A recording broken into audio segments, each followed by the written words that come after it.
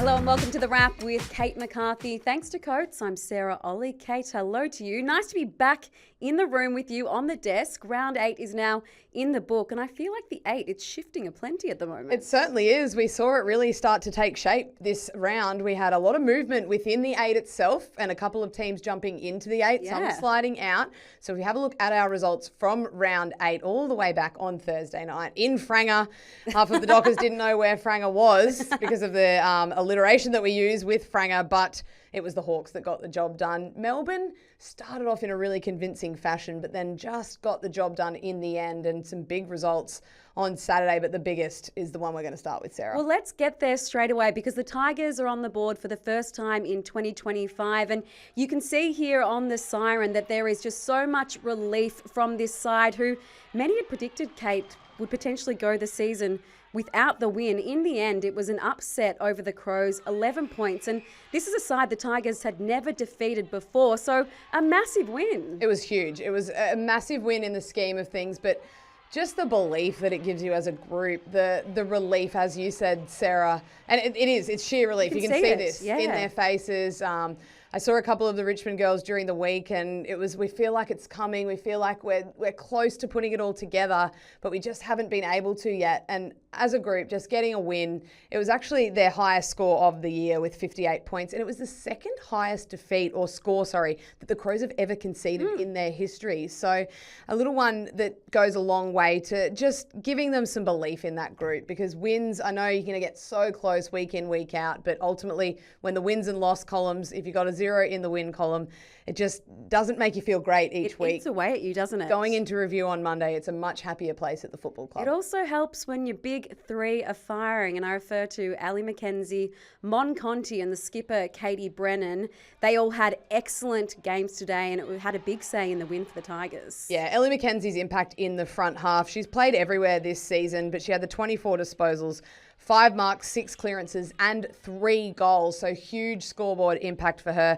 I thought it was Katie Brennan's best game of the season, taking 4 marks, 2 of those inside forward 50. We know that's been a weakness of the Tigers in this season so far, but Mon Conti, clinic from her. Brennan kicks the 2 goals. Mon Conti, 34 disposals, 10 tackles, 5 clearances and a goal. But this tackle here on Neve Kelly, the context of the game, they were starting to really get some momentum there, the Crows. Mon Conti lays a tackle like that on Neve Kelly, who has pretty much been unable to be tackled all season. That's massive with 8 minutes to go in the game. Loved the game down the highway at GMHBA Stadium today between Geelong and Carlton. The Blues in the end holding off a plucky Cats outfit. This was captivating, Kate, from the first to the final siren. It was, and Carlton probably let a few opportunities slip in the first quarter. They had 18 inside 50s but couldn't capitalise as much on the scoreboard, and they got close, the Cats, as we can see there, within 4 points, but then some really important moments from Darcy Vesio, that goal there, and then this moment late to seal the victory for the Blues. Vintage. Just presence of mind to keep their feet here, and then knowing that Lila Keck's on the inside, gets the handball.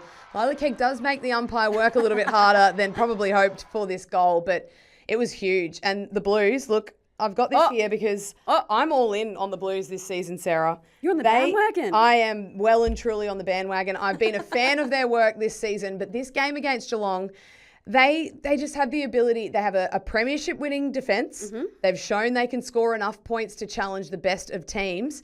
And I think, yes, North are clearly the number 1 seed in this competition. Don't get me wrong. We're not going to take anything away from the Roos, but I've been nothing but impressed with what Carlton have been able to do down there. You've got the solid defence, Velado, Cordner, even Maddie Hendry has really improved this season. McKay's back with 31, Hill 30 and a goal in her 50th game. And the combination of the high half forward and wing between Erone Fitzpatrick and Dana Finn. How good. Love it. So I'm all in on the Blues this season. They're so fun to watch, and hopefully they're fun to watch come finals. They've elevated themselves now into the top 4. And if we look at their run home, Kate, I guess the question is, how much damage can they do? Do you see them playing finals firstly? But then when they get there, can you see them making a bit of a tilt at it? I think they can lock in top 4, Sarah. They're inside the top 4 now. They've got Sydney, St Kilda, Giants, West Coast. They won't be easy games against any of those opponents. We know in the AFLW, anyone could beat anyone on any given day, so you need to turn up. But I think they are every chance at finishing out the season in a top 4 position and really pushing come finals. I think there's a few teams that might end up in the 8 that may not compete as well come finals. I think Carlton are a team that can push anyone on any given day. A side that's on the precipice of finals, their first finals foray is West Coast today. Far too good for Collingwood, 45-point winners in the end. And Ella Roberts, my gal, she led the way, Kate. She certainly did, and she continues to lead the way at West Coast, doesn't she, Sarah? You're kind of running out of things to say about Ella Roberts for the way in which she wins football games. Just her ability to win clearance, to go forward, to take big clunks, then float back, take intercept possessions as well. Collingwood got off to a really good start in this game. They kicked the first 2 goals, and then from there, it was just all West Coast. Probably could have been a little bit more damaging. They missed a few opportunities. I think they kicked 12 behinds in total for the game. But it leads me to something that I'm all about props today, and I've got you a little present. Woo-hoo! I know that you are a massive fan of Ella Roberts. I love it. So that is one of one. An Ella Roberts t-shirt. We love Ella Roberts. You love Ella Roberts. So there you go. Thank you so There's much. One for you. I mean, that's the good, but there was also some bad when it comes to the Eagles win. And this injury to Courtney Rowley, it really did sour the victory. And this is a young player, Kate, who's got a history already with knee injuries. Yeah, this is horrible. 22 years of age, and 2023 she plays all 10 games for the Eagles. She has an ACL in the last round of 2023, gets back for 3 games in 2024, has played every game this year, and she was starting to find her way as a really good midfielder, getting lots of clearances, having big impact on games. So to see her go down like that, obviously we cross our fingers. We hope it's not the dreaded ACL again, but our hearts just go out to any player that experiences this, but 2 at the age of 22 would be a tough pill to swallow. Let's get to Launceston, because that's where the Roos flex their muscles against the Swans yesterday. They just keep on winning, don't they? North Melbourne, 68 points in the end yesterday against Sydney, and it brings us to Educate. So I want to start, obviously there's a few players for North Melbourne that you want to take care of. Jazz Garner, Ash Riddell are probably 2 that you'd start with. Really, at the top of the page, considering their numbers and their impact. So North at centre bounce clearance, 12 clearances to 3. They kicked 4 goals from centre bounce clearance. Jazz Garner in that game yesterday, she has 6 clearances. Every single one of them was centre bounce clearances, Sarah. So let's have a look at a couple that really caught my eye for the way that North, set up. So have a look. The dangerous space at this stoppage is clearly the space between those 2 North players. Both mids on the outside are owning that space for Garner to go straight through the middle of, get a beautiful clearance inside. Chloe Malloy here later in the game, perfect positioning from her, works her under the footy, because then you get some support from your fellow midfielders to help keep her contained. As this plays out though, let's have a look. Sydney, take care of Garner at the stoppage. There are 3 Sydney players there taking care or trying to chase the ball. Guess who holds space? Garner gets the ball inside forward 50 again. And this one here just gives a little bit of a lesson to Sydney there. Gets the first disposal, gets the second. You can't let her have that much space at a stoppage. They're 3 of her clearances from the game itself. But I just think when you've got a player like Garner, you need to take care of her. But she's so clever that if you think your job's done at the first stoppage, she'll get to the next contest and show you if you get sucked into the congestion. She's holding out, they'll use her, and she'll go. And for the Swans, who started the season so well, 4-0, they're now 4-4. This is a huge loss. I wonder if it's going to shatter some of their belief as well. And they almost lost twice at the weekend because their percentage, it took a huge hit, Kate, and they're now sitting outside the 8. It did. And I think the thing, like we were talking earlier on the show, early rounds, of how great their attacking flair was. And I think it's become clear the last few weeks that they really do struggle to defend. Yep. And there is a balance. And I think talking about Carlton, they've got the balance right. They've learned, yes, we have to play attacking football to be challenging or to challenge in this competition, but we need to get our defence right behind it. And at the moment, it's sort of all or nothing for the Swans. They're able to either score really heavily, but they also are able to be scored against very heavily. And when North Melbourne take away that weapon of being able to use the ball really nicely, they're a bit more clean, obviously, North, with their skills. Sydney is still developing. If you miss a kick against a team like North and you haven't got your defence set behind it, you're going to leak points. And that's exactly what's happened the last few weeks now for Sydney. Hey, just another day at the office for Ash Riddell. As you can see here, she's broken the record again for most disposals in a game, Kate. 45, no big deal. Well, I just said there's probably no point in talking about it because next week she'll probably have 46, 47, 48, 49 or even 50. So we've penciled that into the rundown next week. I think they've already printed out the 46 sign, but Ash Riddell, take a bow, just going to another level this season. On a more serious note, one of the biggest discussions has been around holding the ball this season, Kate, and I feel like it's evolved again at the weekend. We saw in this match that some players were even hesitant to pick up the ball. It's really not a good look. Yeah, let's have a look at this, namely Vicky Wall here refusing to almost pick up the ball and shepherding it.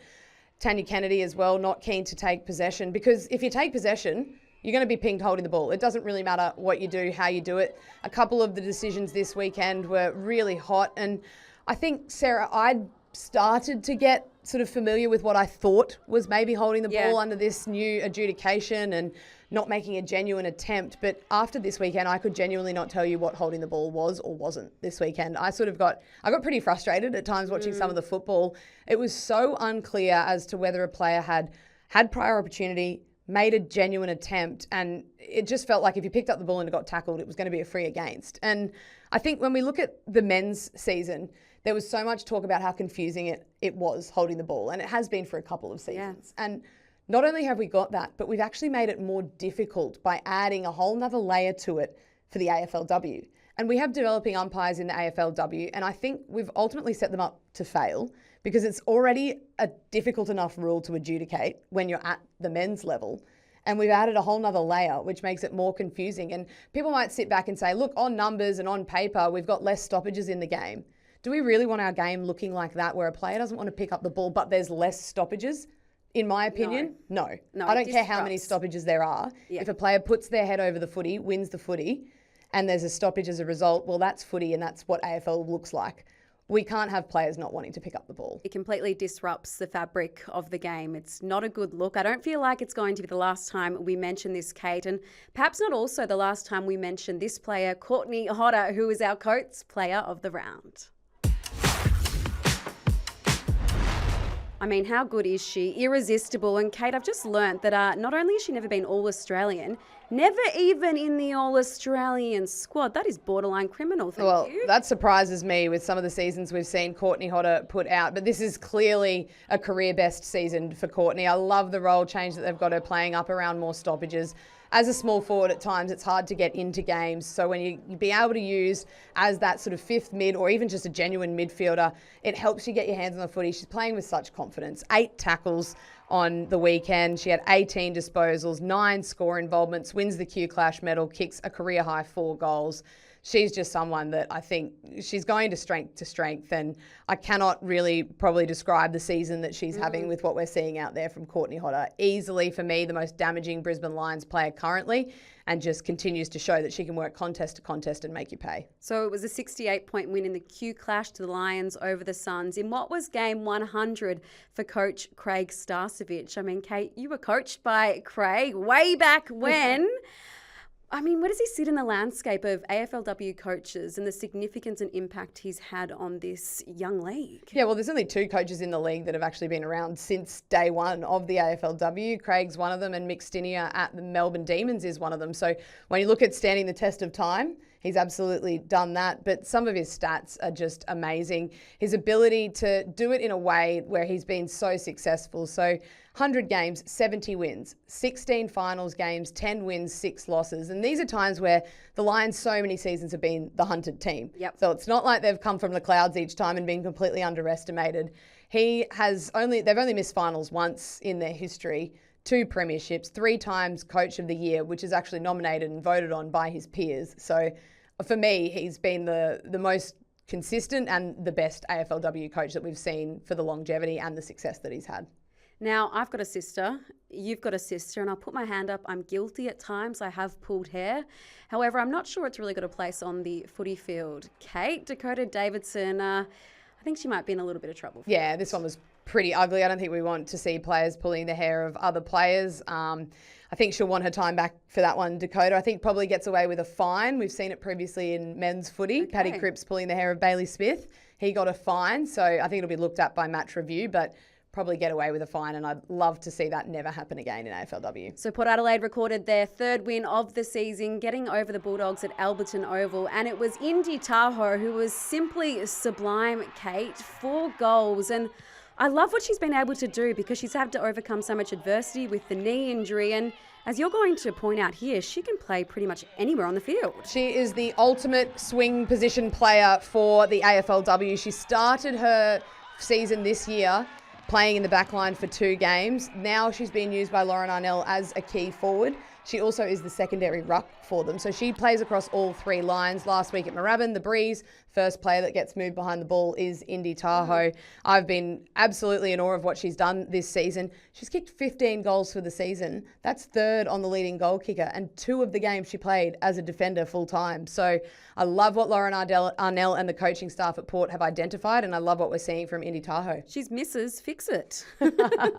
From a noted goal kicker to some first-time goal kickers, let's get to new kids on the block.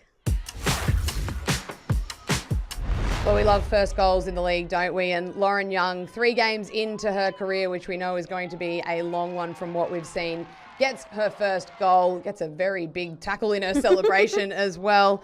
Then we see that is just using the Breeze to perfection from McLaughlin there. This one, Grace Brooker, comes from a rugby background. There's no surprises with a tackle like that. But I was so impressed by her set shot. That was dead eye straight from about 35, 40 metres out. This one, Charlotte Simpson gets a really nice bounce for her first goal. Sits up and then trickles through. Doesn't catch any of the post. And then Davis from Geelong, Fleur Davis, beautiful finish. That is a crisp finish, tucked up on the boundary. And some of the new kids that on the block that we are seeing scoring their first goals in the league, but we know that that absolutely will not be their last. How good from the young giant there. And we're going to stick with that game because St Kilda made it 4 wins in a row, Kate, and they're doing it through somewhat of a huge amount of adversity because the injuries continue to pile up for Nick Del Santo's side. They do. They were piling up before this game, and we'll get to a few that went down in this game itself, but 14-point win. They've had 4 wins in a row now. We see one of those injuries to Nicola Barr, that left knee. That doesn't look great for Nick, who was playing against her old side in GWS. And then Bianca Jacobson, who's missed a few games already this season through selection, came off with an ankle injury. But as we said, if we look at their injury list now, it is really starting to take a toll for the Saints. They've got a number of players. So Jacobson, Barr, still TBC. Janome Anderson, that 1 to 3 weeks. Reen Karras as well. But the 2 that I think have probably hurt them the most, Molly McDonald with the role she plays on the wing. Ash Richards was becoming one of the better inside mids forwards in the comp for the Saints, and Liv Vesely as well, 6 to 8 weeks. So Nick Barr was the one that had gone onto the wing to replace McDonald. So big losses for the Saints, and it's probably been their most consistent season. So you can't help but feel sorry for them for some of the injuries that they've suffered when they're in such good form. There's also a watch on Darcy Guttridge, who had a really nasty cork. So they're doing it well, St Kilda, given everything that they have to play through with all those injuries. Let's get to the Ds and the Dons, though. And Mixed Nineer's side getting the win. And Maeve Chaplin, she's somewhat underrated, Kate, although not in your books. No, she shouldn't be for the season that she is putting out. Her ability to help with their rebound off half back. This game, she's having a career year. 24 disposals, 611 metres gained, 14 intercept possessions against the Bombers. Her ability to know when she just needs to hack the ball forward like that, or when she knows that she's got the time and space to hit a kick like this up through the middle. She is the one that's generating so much of their attack off the half-back. So time that Maeve Chaplin got her flowers. And you're also 40% more likely to get mentioned on our program if you do wear long sleeves. Oh, so absolutely. Maeve Chaplin got that memo. I know. Ash Centra's gone down in my book since the no sleeves. Yeah. So, I mean, bring it back, Ash. Shattering. Let's get back to Franger, as you were calling it before on Thursday night. The Hawks, they go 7-1. They are sitting pretty. But with some of this, they're attacking Fleur, Kate, on the back of some lapses from the Dockers. Yeah, some big lapses from the Dockers. So there's a howling breeze going to the left of screen here. These are 2 lapses from the Dockers that you can ill afford when you're going against the breeze. Just allowing a player like Greta Bodie to get out the back, getting really shallow in defence, and then that kick from Williamson. There were 3 Fremantle Dockers actually protecting the dangerous space. No one got a hand on it. There was no one on the line. So Lisa Webb, I feel like, would be becoming a little bit frustrated with how well they're playing in patches and how poorly they're playing in patches, and just can't do it consistently, which is ultimately letting them down. It let them down last week against Carlton with their execution. It's let them down again this week against Hawthorn, who will now be without their skipper as well, who we've just found out has gone in or will go in for surgery on that sternoclavicular joint as well. So that one's going to be nasty for Emily Bates. If they do make finals, which I think they're on track to, they'll probably be without her for a fair chunk of the season. Finally, let's get to the vibe check.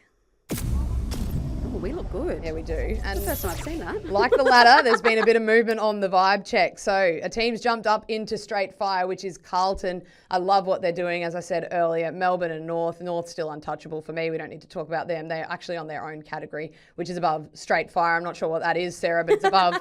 Good vibes. I'm getting Brisbane are back to their best, I think. Hawthorn as well. St Kilda, unfortunately, I don't know how long they're going to stay there with the holes that they have to replace with their injuries.